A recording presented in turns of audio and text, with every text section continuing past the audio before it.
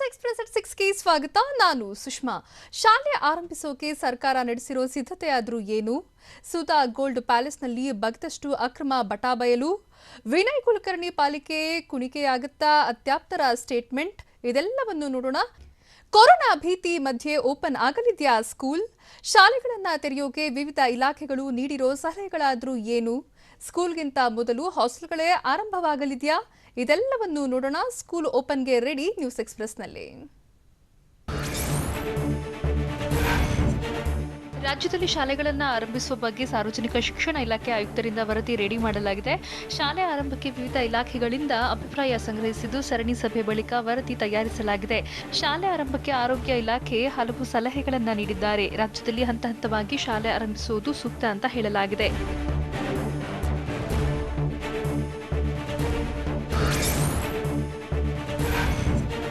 Corona ಭೀತಿ ಮಧ್ಯೆಯೂ ಶಾಲೆಯನ್ನು ಆರಂಭಿಸುವ ಬಗ್ಗೆ ಚರ್ಚೆ ನಡೀತಾ ಇದ್ದು, ಮೊದಲು ಪ್ರೌಢಶಾಲೆ ಮತ್ತು ಕಾಲೇಜುಗಳನ್ನು ತೆರೆಯುವುದು ಸೂಕ್ತ ಅಂತ ಹೇಳಲಾಗಿದೆ. ಶಾಲೆಗೆ ಬರುವ ಮಕ್ಕಳು, ಶಿಕ್ಷಕರಿಗೆ ಕೋವಿಡ್ ಟೆಸ್ಟ್ ಕಡ್ಡಾಯ ಮಾಡಬೇಕು. ಶಾಲಾ ಆವರಣಕ್ಕೆ ಸಾರ್ವಜನಿಕರ ಪ್ರವೇಶವನ್ನು ಕಡ್ಡಾಯವಾಗಿ ನಿರ್ಬಂಧಿಸಲಾಗಿದೆ.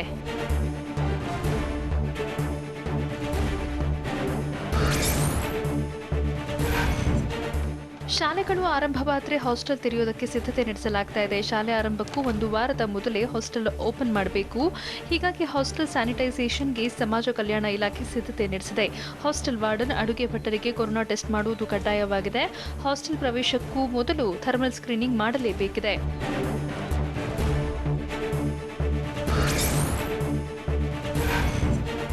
ಶಾಲೆ ಆರಂಭವಾದ ಬಳಿಕ ಹಾಸ್ಟೆಲ್ನಲ್ಲಿರುವ ವಿದ್ಯಾರ್ಥಿಗಳು ಯಾವುದೇ ವಸ್ತುಗಳು, ತಟ್ಟೆ, ಬಟ್ಟೆ ಶೇರ್ ಮಾಡಬಾರದು. ಹಾಸ್ಟೆಲ್ನಿಂದ ಹೊರಗೆ ಬಂದು ಸುತ್ತಾಡಬಾರದು. ಶಾಲೆಯಿಂದ ನೇರವಾಗಿ ಹಾಸ್ಟೆಲ್ಗೆ ಹೋಗೋಕೆ ವ್ಯವಸ್ಥೆ ಮಾಡಬೇಕು. ಈ ಸಂಬಂಧ ಕಟ್ಟುನಿಟ್ಟಾಗಿ ನಿಯಮ ಪಾಲನೆಗೆ ಚಿಂತನೆ ನಡೆಸಲಾಗಿದೆ. ಪೋಷಕರಿಗೆ ಹಾಸ್ಟೆಲ್ ಪ್ರವೇಶಕ್ಕೆ ನಿರ್ಬಂಧ ವಿಧಿಸಬೇಕು ಅಂತ ಕೂಡ ಸೂಚಿಸಲಾಗಿದೆ.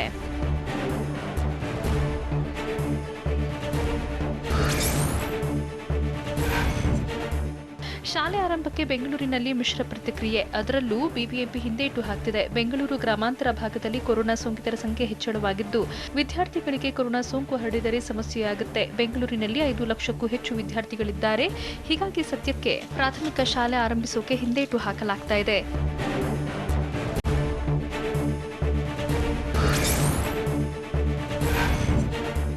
ಶಾಲೆ ಆರಂಭಿಸೋಕೆ ಸಮಾಜ ಕಲ್ಯಾಣ ಇಲಾಖೆ ಒಪ್ಪಿಗೆ ಸೂಚಿಸಿದೆ. 9ನೇ ತರಗತಿಯಿಂದ ದ್ವಿತೀಯ ಪಿಯುಸಿವರೆಗೂ ಆರಂಭಿಸಿ ಅಂತ ಹೇಳಿದೆ. ಹಾಸ್ಟೆಲ್ನಲ್ಲಿ 50% ಮೂಲ ಸೌಕರ್ಯ ಇದ್ದು, ಸರ್ಕಾರ ಶಾಲೆ ಆರಂಭಿಸಿದರೆ ಸೌಲಭ್ಯ ಒದಗಿಸುತ್ತೇವೆ. ಶಾಲೆಗಳು ಆರಂಭವಾದರೆ ಹಾಸ್ಟೆಲ್ ತೆರೆದು ಸ್ಯಾನಿಟೈಸ್ ಮಾಡೋಕೆ ಮುಂದಾಗಿದೆ.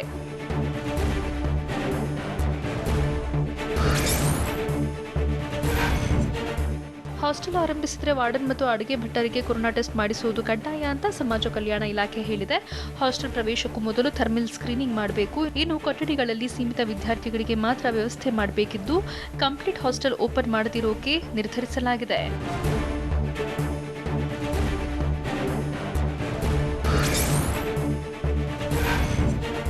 ರಾಜ್ಯದಲ್ಲಿ ಶಾಲೆ ಆರಂಭ ಮಾಡುವ ವಿಚಾರಕ್ಕೆ ಸಂಬಂಧಿಸಿದಂತೆ ನಾಳೆ ವರದಿ ಸಲ್ಲಿಕೆಯಾಗಲಿದೆ.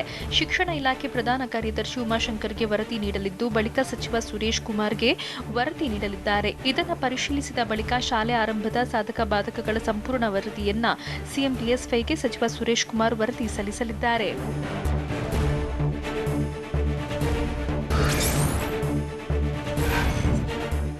ರಾಜ್ಯದಲ್ಲಿ ಶಾಲೆಗಳನ್ನು ಆರಂಭ ಮಾಡುವ ವಿಚಾರಕ್ಕೆ ಸಂಬಂಧಿಸಿದಂತೆ ಶಿಕ್ಷಣ ಇಲಾಖೆ ತಯಾರಿ ನಡೆಸಿದರೆ, ಶಾಲೆ ಆರಂಭಿಸುವುದಕ್ಕೆ ಖಾಸಗಿ ಶಾಲೆಗಳ ಒಕ್ಕೂಟ ಹಿಂದೇಟು ಹಾಕ್ತಿವೆ. ಕೋವಿಡ್ ಹೊಣೆ ಸರ್ಕಾರ ವಹಿಸಿಕೊಂಡ್ರೆ ತರಗತಿ ಆರಂಭಿಸಿ, ಇಲ್ಲವಾದರೆ ಕೋವಿಡ್ ಮುಗಿಯುವವರೆಗೂ ಶಾಲೆ ಆರಂಭ ಬೇಡ ಅಂತ ಹೇಳ್ತಿದ್ದಾರೆ.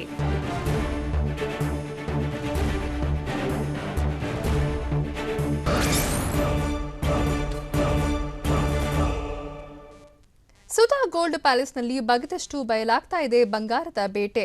ಡಾಕ್ಟರ್ ಸುಧಾ ಆಪ್ತೆ ಮನೆಯಲ್ಲೂ ಕೋಟಿ ಕೋಟಿ ಮೌಲ್ಯದ ಆಸ್ತಿ ಪತ್ತೆಯಾಗಿದ್ದು ಹೇಗೆ? ಗ್ರೀನ್ ಪಟಾಕಿ ಬಗ್ಗೆ ಇರೋ ಗೊಂದಲಗಳು ಏನು? ಇದೆಲ್ಲವನ್ನು ನೋಡೋಣ ಬೆಂಗಳೂರು ನ್ಯೂಸ್ ಎಕ್ಸ್‌ಪ್ರೆಸ್ನಲ್ಲಿ. ಅಕ್ರಮ ಹಣ ಸಂಪಾದನೆ ಆರೋಪದಲ್ಲಿ ಎಸಿಬಿ ದಾಳಿಗೆ ಒಳಪಟ್ಟಿರೋ ಕೆಎಸ್ ಅಧಿಕಾರಿ ಡಾಕ್ಟರ್ ಸುಧಾಕರ್ ಐಷಾರಾಮಿ ಜೀವನ ಒಂದೊಂದೇ ಬಯಲಾಗ್ತಾ ಇದೆ. ಸುಧಾ ವಾಸವಿದ್ದ ಮನೆಯ ಮೌಲ್ಯವೇ 5 ಕೋಟಿಯಂತೆ. ಕೋಡಿಗೆಹಳ್ಳಿಯಲ್ಲಿ ಬೃಹತ್ ವಿಲ್ಲಾದಲ್ಲಿ ವಾಸವಿದ್ದು, ಯಲಹಂಕ ನೆಹರು ನಗರದಲ್ಲಿ ಮತ್ತೊಂದು ಫ್ಲಾಟ್ ಹೊಂದಿದ್ದಾರೆ. ಆದಾಯಕ್ಕಿಂತ ಅಧಿಕ ಪ್ರಮಾಣದಲ್ಲಿ ಸುಧಾ ಹಣ ಸಂಪಾದನೆ ಮಾಡಿರುವುದು ಬಯಲಾಗಿದೆ.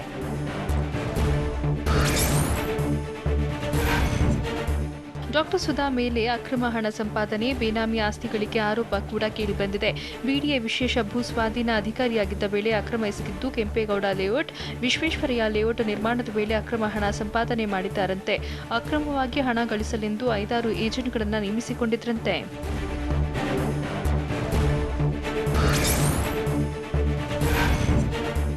ಕೆಎಸ್ ಅಧಿಕಾರಿ ಸುಧಾ ಆಪ್ತರ ಮನೆ ಮೇಲೂ ಎಸಿಬಿ ಅಧಿಕಾರಿಗಳು ದಾಳಿ ಮಾಡಿದ್ದಾರೆ. ದಾಳಿ ವೇಳೆ ಸಿಕ್ಕ ದಾಖಲೆಗಳಿಂದ ಎಸಿಬಿ ಅಧಿಕಾರಿಗಳಿಗೆ ಶಾಕ್ ಆಗಿದೆ. ಸುಧಾ ಆಪ್ತೆ ರೇಣುಕಾ ಚಂದ್ರಶೇಖರ್ ಫ್ಲಾಟ್ ಮೇಲೆ ದಾಳಿಯಲ್ಲಿ 3.5 ಕೆಜಿ ಚಿನ್ನ, 7 ಕೆಜಿ ಬೆಳ್ಳಿ, 36 ಲಕ್ಷ ರೂಪಾಯಿ, 250 ಕೋಟಿ ಮೌಲ್ಯದ ಆಸ್ತಿ ಪತ್ರಗಳು ಪತ್ತೆಯಾಗಿವೆ.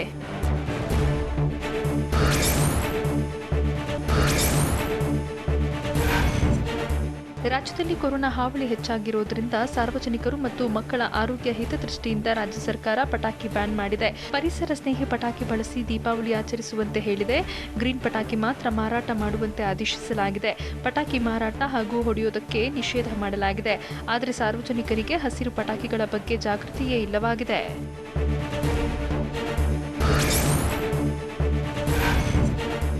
ರಾಜ್ಯದಲ್ಲಿ ಕೊರೋನಾ ಸೋಂಕು ಹೆಚ್ಚಾಗ್ತಿರುವುದರಿಂದಾಗಿ ಪಟಾಕಿ ಮಾರಾಟ ಮತ್ತು ಸಿಡಿಸೋಕೆ ನಿಷೇಧ ಹೇರಲಾಗಿದೆ. ಇದಕ್ಕೆ ಖಂಡನೆ ವ್ಯಕ್ತಪಡಿಸಿದ ಕನ್ನಡ ಪರ ಹೋರಾಟಗಾರ ವಾಟಾಳ್ ನಾಗರಾಜ್ ಬೆಂಗಳೂರಿನ ಮೈಸೂರು ಬ್ಯಾಂಕ್ ಸರ್ಕಲ್ನಲ್ಲಿ ಪಟಾಕಿ ಸಿಡಿ ಪ್ರತಿಭಟನೆ ನಡೆಸಿದರು. ಪಟಾಕಿ ಸಿಡಿಸೋಕೆ ಅವಕಾಶ ನೀಡುವಂತೆ ಒತ್ತಾಯಿಸಿ ರಾಜ್ಯ ಸರ್ಕಾರದ ವಿರುದ್ಧ ವಾಟಾಳ್ ಆಕ್ರೋಶ ವ್ಯಕ್ತಪಡಿಸಿದರು. ಕೊರೋನಾ ಸೋಂಕಿನ ಮಧ್ಯೆಯೂ ಬಿಜೆಪಿ ಕಾರ್ಯಕ್ರಮದಲ್ಲಿ ಕೋವಿಡ್ ನಿಯಮ ಉಲ್ಲಂಘನೆಯಾಗಿದೆ. ಬೆಂಗಳೂರಿನ ಟಿ ದಾಸರಹಳ್ಳಿಯಲ್ಲಿ ನಡೆದ ಪಕ್ಷ ಸೇರ್ಪಡೆ ಕಾರ್ಯಕ್ರಮದಲ್ಲಿ ಕೇಂದ್ರ ಸಚಿವ ಸದಾನಂದ ಗೌಡ ಸಮ್ಮುಖದಲ್ಲೇ ಕೋವಿಡ್ ನಿಯಮಗಳನ್ನು ಗಾಳಿಗೆ ತೂರಲಾಗಿತ್ತು. ದೈಹಿಕ ಅಂತರ ಇಲ್ಲದೆ ಮಾಸ್ಕ್ ಧರಿಸದೆ ಕಾರ್ಯಕರ್ತರು ಒಂದೆಡೆ ಜಮಾಯಿಸಿದರು.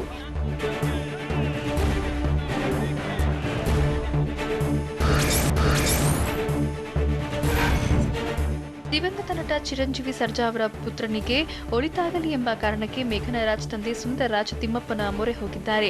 ಮಗಳಿಗೆ ಯಾವುದೇ ತೊಂದರೆ ಆಗಬಾರದು ಅನ್ನೋ ಆಶಯದೊಂದಿಗೆ ಹರಕೆ ಕಟ್ಟಿಕೊಂಡಿದ್ರು. ಅಳಿಯ ಚಿರಂಜೀವಿ ಅಗಲಿದ ದಿನವೇ ಮಕ್ಕಳಿಗೆ ಯಾವುದೇ ತೊಂದರೆ ಆಗಬಾರದು ಅನ್ನೋ ಆಶಯದೊಂದಿಗೆ ಹರಕೆ ಕಟ್ಟಿಕೊಂಡಿದ್ರು. ಈಗ ತಿರುಪತಿಗೆ ಭೇಟಿ ನೀಡಿ ಹರಕೆ ತೀರಿಸಿದ್ದಾರೆ.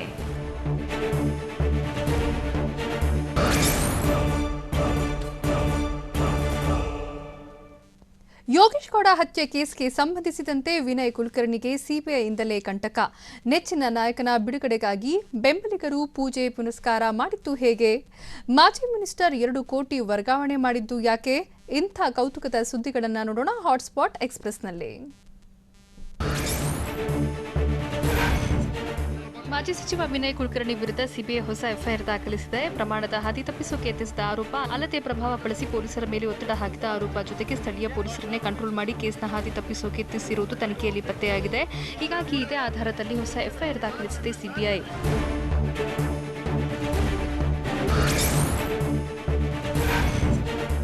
ಸಿಬಿಐ ವಶದಲ್ಲಿರೋ ವಿನಯ್ ಕುಲಕರ್ಣಿ ವಿರುದ್ಧ ಐಪಿಸಿ ಸೆಕ್ಷನ್ 120ಬಿ, 341, 342, 195ಎ ಅಡಿಯಲ್ಲಿ ಕೇಸ್ ದಾಖಲಿಸಿದೆ. ಹೀಗಾಗಿ ಯೋಗೇಶ್ ಗೌಡ ಹತ್ಯೆ ಕೇಸ್ನ ತನಿಖೆ ಮಾಡಿದ ಅಧಿಕಾರಿಗಳಾದ ಚನ್ನಕೇಶವ, ಟಿಂಗರಿಕರ್, ಎಸಿಪಿಗೂ ಆತಂಕ ಎದುರಾಗಿದೆ. ಯೋಗೇಶ್ ಗೌಡ ಹತ್ಯೆ ನಡೆದಿದ್ದಾಗ ವಾಸುದೇವ್ ನಾಯಕ್ ಎಸಿಪಿ ಆಗಿದ್ರು. ಹೀಗಾಗಿ ವಾಸುದೇವ್ ಅವರನ್ನ ಕ್ಷಣದಲ್ಲಾದರೂ ಸಿಬಿಐ ವಶಕ್ಕೆ ಪಡೆಯುವ ಸಾಧ್ಯತೆ ಅಲ್ಲದೆ ಪ್ರಭಾವಿ ರಾಜಕಾರಣಿಗಳಿಗೂ ನಡುಕ ಶುರುವಾಗಿದೆ.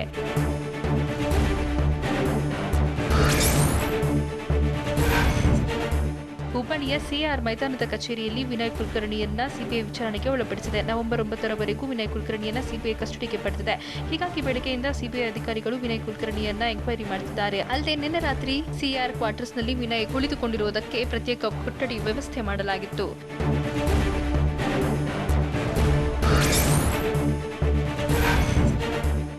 ತನಿಖಾ ಸಂಸ್ಥೆಗಳನ್ನು ಬಳಸಿ ವಿನಯ್ ಕುಲಕರ್ಣಿ ಬಂಧಿಸಲಾಗಿದೆ ಅಂತ ಎಚ್ಕೆ ಪಾಟೀಲ್ ಸರ್ಕಾರ ವಿರುದ್ಧ ಕಿಡಿಕಾರಿದ್ದಾರೆ. ಟ್ವೀಟ್ ಮಾಡಿ ಎಚ್ಕೆಪಿ ಆಕ್ರೋಶ ಹೊರಹಾಕಿದ್ದು, ಈ ಕ್ರಮ ಒಂದು ಷಡ್ಯಂತ್ರ, ಸರ್ಕಾರದ ನಡೆ ಸರಿಯಲ್ಲ, ಸಿಬಿಐ ಇಡಿಯನ್ನ ಬಿಜೆಪಿ ತನ್ನ ಕೈಗೊಂಬೆ ಮಾಡಿಕೊಂಡಿದೆ, ಕಾಂಗ್ರೆಸ್ ನಾಯಕರನ್ನ ಬೆದರಿಸುವ ತಂತ್ರ ರೂಪಿಸ್ತಾ ಇದೆ, ಇದು ಪ್ರಜಾಪ್ರಭುತ್ವ ವಿರೋಧಿ ಕ್ರಮ, ಖಂಡನೀಯವಾದದ್ದು ಅಂತ ಸರ್ಕಾರದ ವಿರುದ್ಧ ವಾಗ್ದಾಳಿ ನಡೆಸಿದ್ದಾರೆ.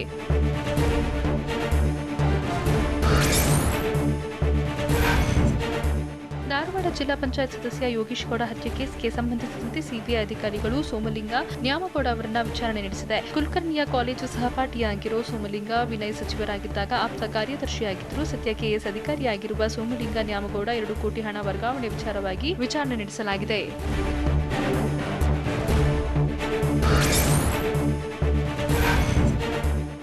ಯೋಗೇಶ್ ಗೌಡ ಹತ್ಯೆ ಕೇಸ್ಗೆ ಸಂಬಂಧಿಸಿದಂತೆ ಸಿಬಿಐ ಅಧಿಕಾರಿಗಳಿಂದ ಪುಂಡಲೀಕ ಮೋರಬ್ಗೆ ಬುಲಾವ್ ನೀಡಲಾಗಿದೆ. ಗುತ್ತಿಗೆ ಆಧಾರದಲ್ಲಿ ಸೋಮಲಿಂಗ ನ್ಯಾಮನಗೌಡ ಚಾಲಕನಾಗಿದ್ದ ಪುಂಡಲೀಕ ಎಪಿಎಂಸಿಯ ಜಂಟಿ ನಿರ್ದೇಶಕನಾಗಿದ್ದ ನ್ಯಾಮಗೌಡರ ಬಳಿ ಚಾಲಕನಾಗಿದ್ದ.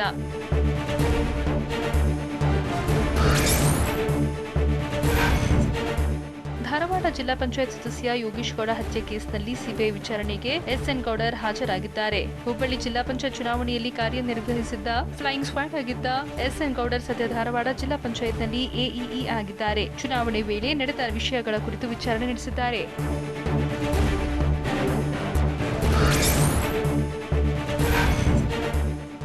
ಯೋಗೇಶ್ ಹತ್ಯೆ ಪ್ರಕರಣಕ್ಕೆ ಸಂಬಂಧಿಸಿದಂತೆ ಮಾಜಿ ಸಚಿವ ವಿನಯ್ ಕುಲಕರ್ಣಿ ಬಂಧನವಾಗಿದ್ದಾರೆ. ವಿನಯ್ ಮನೆಗೆ ಭೇಟಿ ನೀಡಿದ ಮಾಜಿ ಸಚಿವ ಸಂತೋಷ್ ಲಾಡ್ ಕುಲಕರ್ಣಿ ಕುಟುಂಬಕ್ಕೆ ಧೈರ್ಯ ಹೇಳಿದರು. ಲಾಡ್ಗೆ ಸ್ಥಳೀಯ ಕಾಂಗ್ರೆಸ್ ಮುಖಂಡರು ಸಾಥ್ ಕೊಟ್ಟರು.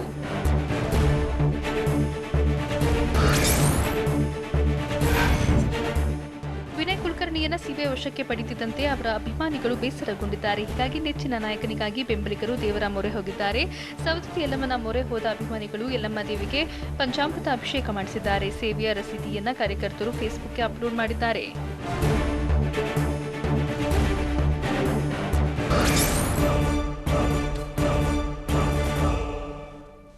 ಶಾಲೆ ಆರಂಭಕ್ಕೂ ಮೊದಲೇ ಹಾಸ್ಟೆಲ್ಗಳಲ್ಲಿ ಸಿದ್ಧತೆ ಹೇಗಿದೆ ಗೊತ್ತಾ? ಎಸ್ಟಿ ಮೀಸಲಾತಿಗಾಗಿ 300 ಕಿಲೋಮೀಟರ್ ಪಾದಯಾತ್ರೆ ಮಾಡೋಕೆ ಕಾಗಿನೆಲೆ ಶ್ರೀಗಳು ಮುಂದಾಗಿದ್ದು ಯಾಕೆ? ಶಾಸಕ ಭೀಮಾ ನಾಯಕ್ ವರ್ತನೆಯನ್ನ ಮಗ ಮೆಚ್ಚಿಕೊಂಡಿದ್ದು ಹೇಗೆ? ಇದೆಲ್ಲವನ್ನು ನೋಡೋಣ ಸ್ಟೇಟ್ ನ್ಯೂಸ್ ಎಕ್ಸ್‌ಪ್ರೆಸ್‌ನಲ್ಲಿ. ಸಮಾಜ ಕಲ್ಯಾಣ ಇಲಾಖೆಯಿಂದ ಹಾಸ್ಟೆಲ್ಗಳಿಗೆ ಎಲ್ಲಾ ರೀತಿ ವ್ಯವಸ್ಥೆ ಮಾಡಲಾಗಿದೆ ಅಂತ ಸಮಾಜ ಕಲ್ಯಾಣ ಸಚಿವ ಶ್ರೀರಾಮುಲು ಹೇಳಿದ್ದಾರೆ. ರಾಜ್ಯದಲ್ಲಿ ನವೆಂಬರ್ 17ರಿಂದ ಕಾಲೇಜು ಆರಂಭವಾಗುತ್ತಿದ್ದು, ಈ ಬಗ್ಗೆ ಜಿಲ್ಲಾ ಮಟ್ಟದ ಅಧಿಕಾರಿಗಳ ಜೊತೆ ಸಭೆ ನಡೆಸಲಾಗಿದೆ. ಅಲ್ಲದೆ ಕಾಲೇಜು ವಸತಿ ನಿಲಯಗಳಿಗೆ ಸ್ಯಾನಿಟೈಸ್ ಮಾಡ್ತೇವೆ. ಹಾಸ್ಟೆಲ್ಗಳಲ್ಲಿದ್ದಾಗ ವಿದ್ಯಾರ್ಥಿಗಳಿಗೆ ಕೊರೋನಾ ದೃಢವಾದರೆ ಅಂಥವರಿಗೆ ಪ್ರತ್ಯೇಕ ಕೊಠಡಿ ವ್ಯವಸ್ಥೆ ಮಾಡ್ತೀವಿ ಅಂತ ಶ್ರೀರಾಮುಲು ತಿಳಿಸಿದ್ದಾರೆ.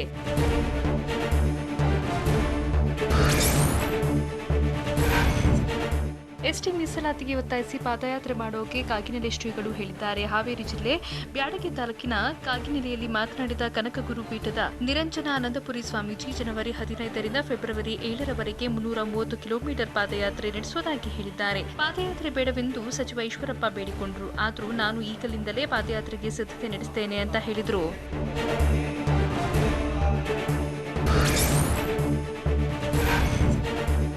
ರಟ್ಟೆ ತಟ್ಟಿದ ಶಾಸಕ ಭೀಮನಾಯ್ಕರ ದಂಡಾವರ್ತನೆಗೆ ಪುತ್ರ ಇನ್ಸ್ಟಾಗ್ರಾಂನಲ್ಲಿ ಹೆಮ್ಮೆ ವ್ಯಕ್ತಪಡಿಸಿದ್ದಾನೆ. ನಿನ್ನೆ ಹಗರಿ ಬೊಮ್ಮನಹಳ್ಳಿ ನಗರಸಭೆ ಅಧ್ಯಕ್ಷ ಉಪಾಧ್ಯಕ್ಷ ಚುನಾವಣೆ ವೇಳೆ ಶಾಸಕ ಭೀಮನಾಯ್ಕ ಬಿಜೆಪಿ ಸದಸ್ಯರ ವಿರುದ್ಧ ಭುಜ ತಟ್ಟಿದ್ರು. ಈ ವಿಡಿಯೋ ಅಪ್ಲೋಡ್ ಮಾಡಿರೋ ಪುತ್ರ ಅಶೋಕ್ ಅಪ್ಪನ ವರ್ತನೆಗೆ ಶಬಾಷ್ಗಿರಿ ಕೊಟ್ಟಿದ್ದಾನೆ.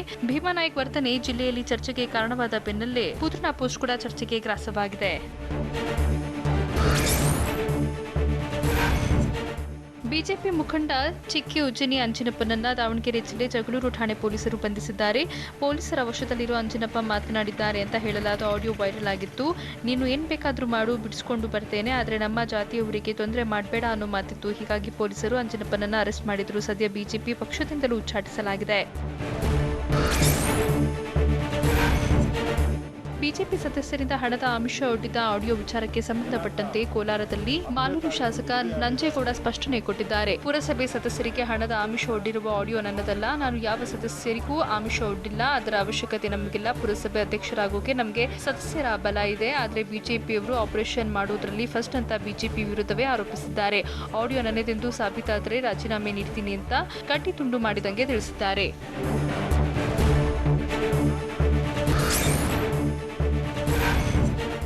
4 ಪರಿಷತ್ ಸ್ಥಾನ ಸೇರಿ ಶಿರಾ, ಆರ್ಎಫ್ ನಗರದಲ್ಲಿ ಬಿಜೆಪಿ ಗೆಲ್ಲಲಿದೆ ಅಂತ ಬಿಜೆಪಿ ರಾಜ್ಯಾಧ್ಯಕ್ಷ ನಳಿನ್ ಕುಮಾರ್ ಕಟೀಲು ಹೇಳಿದ್ದಾರೆ. ತುಮಕೂರಿನಲ್ಲಿ ಮಾತನಾಡಿದ ಅವರು, ಶಿರಾದಲ್ಲಿ 25,000, ಆರ್ಆರ್ ನಗರದಲ್ಲಿ 40,000 ಮತಗಳ ಅಂತರದಲ್ಲಿ ಬಿಜೆಪಿ ಜಯಿಸಲಿದೆ. ನಾಯಕರ ಪರಿಶ್ರಮದಿಂದ ಗೆಲುವು ನಮ್ಮದಾಗುವುದು ನಿಶ್ಚಯ. ಕಾಂಗ್ರೆಸ್ನ ಒಳಜಗಳವು ಬಿಜೆಪಿಗೆ ವರವಾಯಿತು ಅಂತ ಕಟೀಲು ವಿಶ್ವಾಸ ವ್ಯಕ್ತಪಡಿಸಿದ್ದಾರೆ.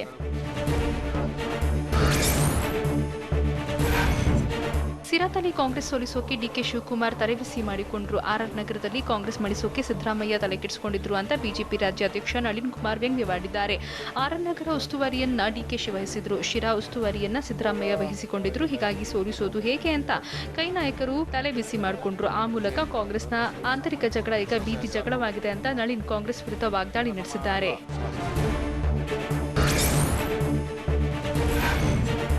ಮಂಡ್ಯ ಜಿಲ್ಲೆ ಕೆಆರ್ಪೇಟೆ ಕ್ಷೇತ್ರದಲ್ಲಿ ಮತ್ತೆ ಬಿಜೆಪಿ ಜೆಡಿಎಸ್ ಪಕ್ಷಗಳ ಮೇಲಾಟ ಶುರುವಾಗಿದೆ. ಯಾಕಂದ್ರೆ ಚೌಡೇನಹಳ್ಳಿಗೆ ಜೆಡಿಎಸ್ ನಾಯಕ ನಿಖಿಲ್ ಕುಮಾರಸ್ವಾಮಿ ಭೇಟಿ ನೀಡುವುದು ನಿಗದಿಯಾಗಿತ್ತು. ಗ್ರಾಮದಲ್ಲಿ ಮೃತಪಟ್ಟಿದ್ದ ರೈತನ ಮನೆಗೆ ಭೇಟಿ ನೀಡಬೇಕಿತ್ತು. ಆದರೆ ನಿಖಿಲ್ ಭೇಟಿಗೂ ಮುನ್ನವೇ ಜಿಲ್ಲಾ ಉಸ್ತುವಾರಿ ಸಚಿವ ನಾರಾಯಣಗೌಡ ಮೃತ ರೈತನ ಮನೆಗೆ ಭೇಟಿ ನೀಡಿ ಸಾಂತ್ವನ ಹೇಳಿ 25,000 ಸಹಾಯ ಮಾಡಿದ್ದಾರೆ.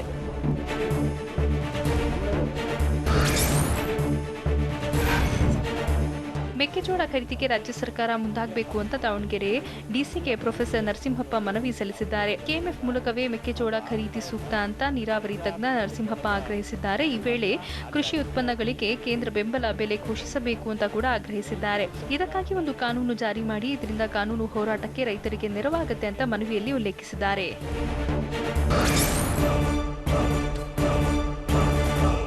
ಬೈ ಎಲೆಕ್ಷನ್ ಮುಗಿತಿದ್ದಂತೆ ದೆಹಲಿಯಲ್ಲಿ ಸಚಿವ ಸ್ಥಾನದ ಆಕಾಂಕ್ಷಿಗಳಿಂದ ರಣತಂತ್ರ.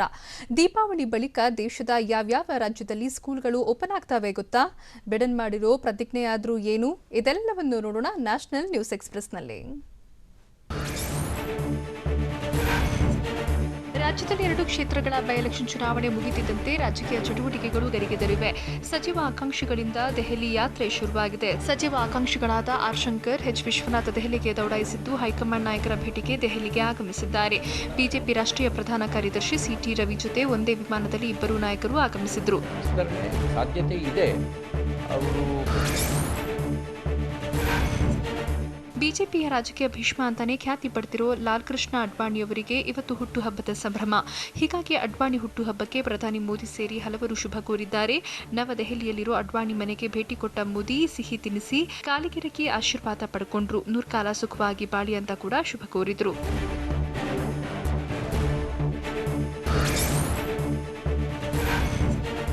ಕೊರೋನಾ ಸೋಂಕಿನ ಭೀತಿಯಿಂದಾಗಿ ಮಹಾರಾಷ್ಟ್ರದಲ್ಲೂ ಶಾಲೆಗಳನ್ನು ಓಪನ್ ಮಾಡಿಲ್ಲ. ಆದರೆ ದೀಪಾವಳಿ ಬಳಿಕ ಶಾಲೆಗಳನ್ನು ತೆರೆಯುವುದಾಗಿ ಸಿಎಂ ಉದ್ಧವ್ ಠಾಕ್ರೆ ಹೇಳಿದ್ದಾರೆ. ಎಲ್ಲ ರೀತಿಯಲ್ಲೂ ಕೊರೋನಾ ಮುಂಜಾಗ್ರತಾ ಕ್ರಮಗಳನ್ನು ಕೈಗೊಳ್ಳುವ ಮೂಲಕ ಶಾಲೆಗಳನ್ನು ತೆರೆಯುವುದಾಗಿ ಉದ್ಧವ್ ಹೇಳಿದ್ದಾರೆ.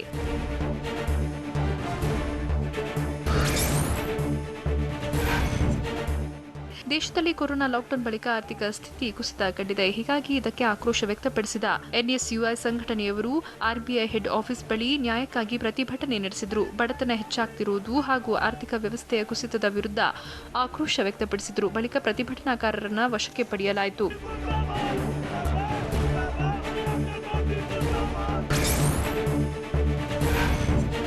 ಬಿಹಾರದಲ್ಲಿ ಈ ಬಾರಿ ಎನ್ಡಿಎ ಮೈತ್ರಿಕೂಟದ ಆಟ ನಡೆಯುವುದು ಕಮ್ಮಿ ಅಂತ ಸಮೀಕ್ಷೆಗಳು ಹೇಳ್ತಿವೆ. ಹೀಗಾಗಿ ಅಧಿಕಾರಕ್ಕೇರೋಕೆ ಮಹಾಘಟಬಂಧನ್ನ ನಾಯಕರು ಮುಂದಾಗಿದ್ದು ಸಿಎಂ ಅಭ್ಯರ್ಥಿ ಆಯ್ಕೆ ಕಸರತ್ತಿನಲ್ಲಿ ತೊಡಗಿದ್ದಾರೆ. ಮಹಾಘಟಬಂಧನ್ನಲ್ಲಿ ತೇಜಸ್ವಿಯೇ ಸಿಎಂ ಅಭ್ಯರ್ಥಿ ಅಂತ ತೆರೆ ಮೇಲೆ ಲೆಕ್ಕಾಚಾರಗಳು ನಡೀತಾ ಇವೆ.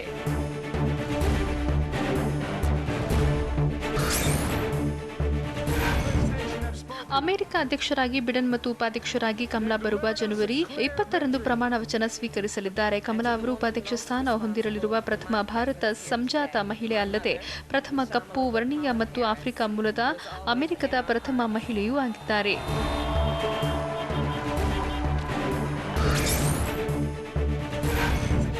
ಅಮೆರಿಕವನ್ನ ಸುಧಾರಿಸುವ ಸಮಯ ಬಂದಿದೆ. ಅಮೆರಿಕವನ್ನ ನಾನು ಒಗ್ಗೂಡಿಸುತ್ತೇನೆ ಅಂತ ನೂತನ ಅಧ್ಯಕ್ಷರಾಗಿ ಆಯ್ಕೆಯಾಗಿರುವ ಜೋ ಬಿಡನ್ ಹೇಳಿದ್ದಾರೆ. 2020ನೇ ಅಧ್ಯಕ್ಷ ಚುನಾವಣೆ ಗೆಲುವಿನ ಬಳಿಕ ವೆಲ್ಮಿಂಗ್ಟನ್, ಡೆಲವೇರ್ನಲ್ಲಿ ರಾತ್ರಿ ಜನರನ್ನ ಉದ್ದೇಶಿಸಿ ಮಾತನಾಡಿದ ಬಿಡನ್, ನಾನು ಜನರನ್ನ ವಿಭಜಿಸದೆ ಅವರನ್ನ ಒಗ್ಗೂಡಿಸುವ ಅಧ್ಯಕ್ಷನಾಗ್ತೇನೆ ಅಂತ ಪ್ರತಿಜ್ಞೆ ಮಾಡ್ತೀನಿ ಅಂತ ಹೇಳಿದ್ರು.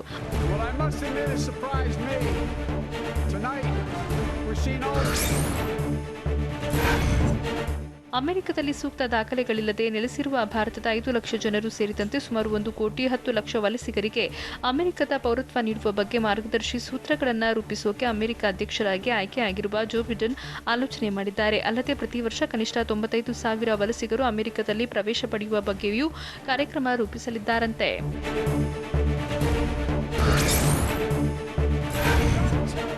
ನಿರ್ದಿಷ್ಟ ಯೋಜನೆಯೊಂದಿಗೆ ಕೊರೋನಾ ಸೋಂಕನ್ನು ನಿಯಂತ್ರಣಕ್ಕೆ ತರುವುದೇ ನನ್ನ ಮೊದಲ ಕೆಲಸ ಅಂತ ಬಿಡನ್ ಅವರು ಭರವಸೆ ಕೊಟ್ಟಿದ್ದಾರೆ.